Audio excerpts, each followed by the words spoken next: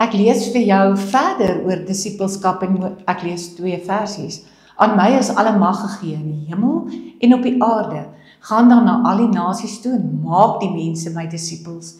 Doop hulle in die naam van die Vader, die Seun en die Heilige Gees. En leer hulle om alles wat ek onderhou, wat ek aan julle beveel het.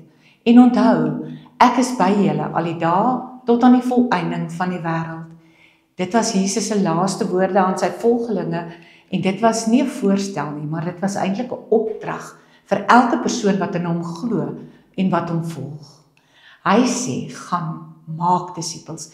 Dit beteken dat elke gelowige 'n roeping het om ander van God te vertel en om hulle te help om te groei in 'n verhouding met Jesus Christus.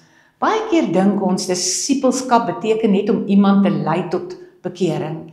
En wanneer iemand Jesus aanneem, beweeg ons dan weg en los dit oor aan die volgende persoon, asof ons werk dan klaar is. Maar wat ons vergeet is dat eintlik dat ons die verantwoordelikheid het om die geestelike pad saam met so 'n persoon te stap. Want Jesus sê duidelik, leer hulle om alles te onderhou wat ek julle beveel. Ja, ware disippelskap begin by bekering, maar dit eindig eers wanneer jy iemand leer leef soos Jesus.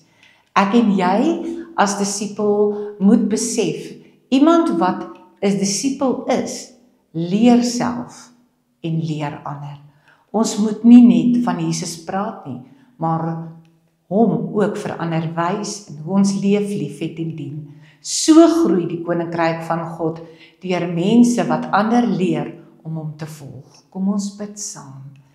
Here Jesus, leer my om nie net U te volg nie, maar ook om ander te help om U te leer ken en U te volg. Gebruik my lewe as 'n getuienis van U liefde. Amen.